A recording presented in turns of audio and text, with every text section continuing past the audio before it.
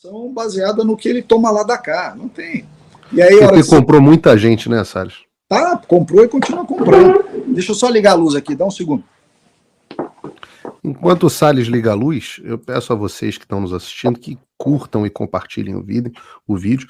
Daqui a pouco a gente vai seguir exclusivamente para os meus apoiadores no locals.com, principalmente quando a gente for falar de Prefeitura de São Paulo. Vai ser um trecho curto, mas exclusivo para os meus apoiadores do locals.com. Você pode se tornar meu apoiador com apenas $7 por mês. O link está aqui na descrição. O Salles ligou a luz e eu vou trazê-lo de volta. Fiat Lux, exato, que haja luz. O Salles, a gente estava falando sobre como o PT conseguiu comprar o Congresso, mas vocês conseguiram fazer certas convocações foram simbólicas e importantes, e você teve um embate, falou umas verdades bacanas lá para o G. Dias, pro general G. Dias, que para quem não lembra, era o chefe do GSI original, do Gabinete de Segurança Institucional do Lula, aquele que é visto nas imagens do 8 de janeiro circulando ali pelo Palácio, cujos ajudantes lá distribuíram água para os invasores do Palácio no 8 de janeiro, aquele que abriu portas e etc. Estava lá com o fotógrafo acho que da Reuters ou da Associated Press, eu não me lembro mais qual agência. Enfim, esse era o G. Dias. Mas você protagonizou uma discussão com ele bastante interessante sobre um assunto que não era relacionado a esse, mas um assunto de extremo interesse nacional, que é como que o governo lidava com essa questão das invasões.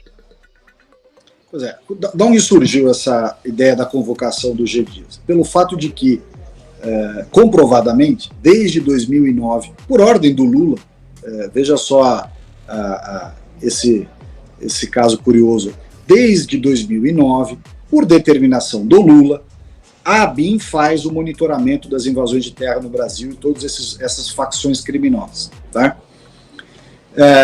O G. Dias assume, junto com os demais ministros, 1º de janeiro. O que é por si só muito interessante, né? Por que a ABIN é que faz o monitoramento desses... Não, as secretarias de segurança pública fazem, evidentemente. Qual é o papel da ABIN nessa história toda?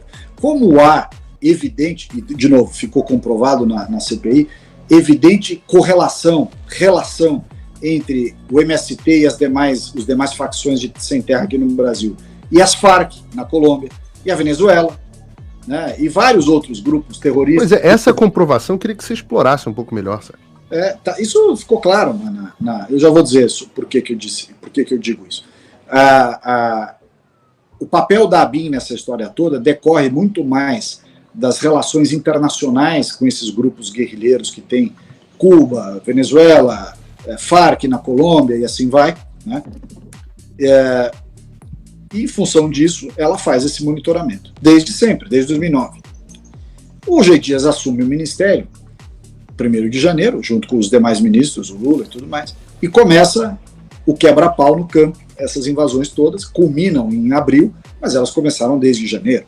Em fevereiro teve a invasão da Suzano, quer dizer, várias invasões, enquanto o G. Dias ainda era ministro, e enquanto o GSI estava subordinado, a ABIN estava subordinada ao GSI.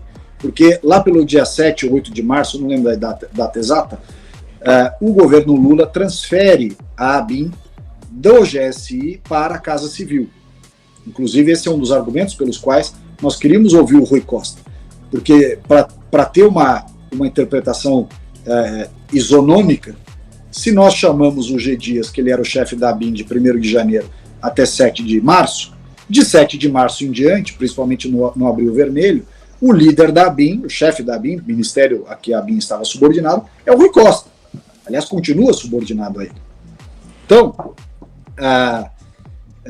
o mesmo argumento que serviu para convocar o G. Dias e que foi reconhecido pelo Supremo, que não permitiu que o G. Dias faltasse, simplesmente o Supremo determinou que ele não podia, que ele podia ficar calado, mas não podia mentir e nem podia faltar. Ora, se esse argumento serve para o G. Dias, também tem que servir para o Rui Costa.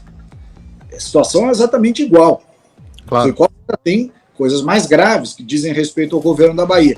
Mas só este argumento de ser o chefe da ABIN já é o suficiente. Se serviu para o G. Dias, tinha que ter servido para o Rui Costa também. Mas, enfim, o G. Dias vai na CPI, E ao ser perguntado por nós, por mim e por outros, por que eles não tinham agido, por que eles não tinham feito nada, o que eles estavam programando dentro do governo para evitar as invasões e assim por diante, ele diz assim, esse assunto nunca foi objeto de discussão no governo. Então, como assim? Invasão de terra, torta e direito, o negócio estava praticamente enterrado no Brasil, o troço recomeça, recrudesce, e vocês não discutiram isso? Em nenhum momento o presidente Lula chamou você e falou, pô, o que está acontecendo? Ou me diz quem está fazendo, onde está sendo? Não. Nunca foi tema. A ABIN nunca me deu relatório e esse assunto nunca foi debatido entre os ministros e entre os ministros e o presidente da República. Eu falei, não é possível, você está mentindo. O que você está falando não tem verossimilhança. Aí ele saiu com uma, Paulo, ele disse assim, nós militares prezamos a honra, não sei o quê, um monte aquelas baboseiras que a turma às vezes repete. Aí eu falei, mas pera um pouquinho, o senhor que está invocando aqui princípios morais, patrióticos, etc., das Forças Armadas, o senhor foi quem colou no ano de se formar da Academia Militar, você colou, porra. Aliás, você recebeu o espadinho lá, a espada de oficial, preso. Ele foi preso porque foi pego colando na última prova da Academia Militar das Agulhas Negras. Ele foi preso. Tem essa história. E mais impressionante que isso, a forma como ele se tornou general e depois general de divisão. Exato. Ele foi preso porque ele colou na prova.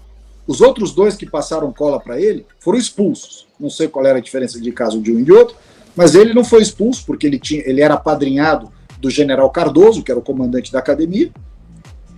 Então ele era peixe do general Cardoso, ele não foi expulso, mas cumpriu pena. Puxou cana. E no dia da formatura, ele estava preso, foi até o local de receber a espada, recebeu a espada e voltou para a cadeia. Ou seja, vem falar de transparência, ética, honra da não sei o que, militar, o escambau. Enfim, foi por isso que teve esse embate lá no grupo. E para entrar um pouco aqui já no relatório que vocês produziram, Salles, que eu queria ter lido o relatório todo, mas só vi o que saiu na imprensa. O G. Dias é um dos que vocês recomendam o indiciamento, não é isso? Por quê? Porque ele mentiu na CPI. E como é que nós pegamos ele na mentira? Tava na cara que era mentira, mas nós não tínhamos prova. Era óbvio que é mentira. Aí veio tanto o Paulo Teixeira quanto o Fávaro, o Carlos Fávaro, ministro da Agricultura, que de ministro da Agricultura não tem nada, mas não importa. Ele veio e os dois confirmaram, não, esse assunto foi tratado sim, inclusive em reunião de ministros, desde o começo da confusão com o presidente Lula, isso sempre foi objeto de conversas entre nós, inclusive com o presidente, e reuniões de ministros. Ou seja, o G. Dias mentiu, era óbvio que ele estava mentindo. Só que com o depoimento de dois outros ministros, atuais ministros, obviamente fica configurada o falso testemunho na CPI, porque quando ele presta juramento, ele foi na qualidade de convocado, ele não era convidado. Como convidado, ele até podia mentir, mas como convocado, não. E ele podia até ter ficado em silêncio, então eu não vou responder. Beleza, era o direito dele. Agora, no momento que ele quis lacrar lá, dizendo, não, você não está vendo, a minha resposta é lógica, eu já disse que eu não informei, porque ninguém discutiu e eu não fiquei sabendo. Mentira, óbvio que é mentira, estava em todos os jornais, baita de um escândalo e tal. Então, esse é o motivo pelo qual há o indiciamento, é por falso testemunho na CPI. Agora, essa parte, faça um tal do triplo C, curta, comenta, porque a integração do chat ajuda muito, e compartilhe. Você pode fazer essas 3 coisas que ajudam o algoritmo a aparecer. Mas eu não estou brincando não, pessoal. Dá uma paradinha agora de 1 segundo e clica no joinha, que às vezes essa pessoa já está acostumada a ouvir isso. Não, é importante que você faça isso, porque se você não fizer, inclusive atrapalha o vídeo. Parece que o vídeo é menos relevante.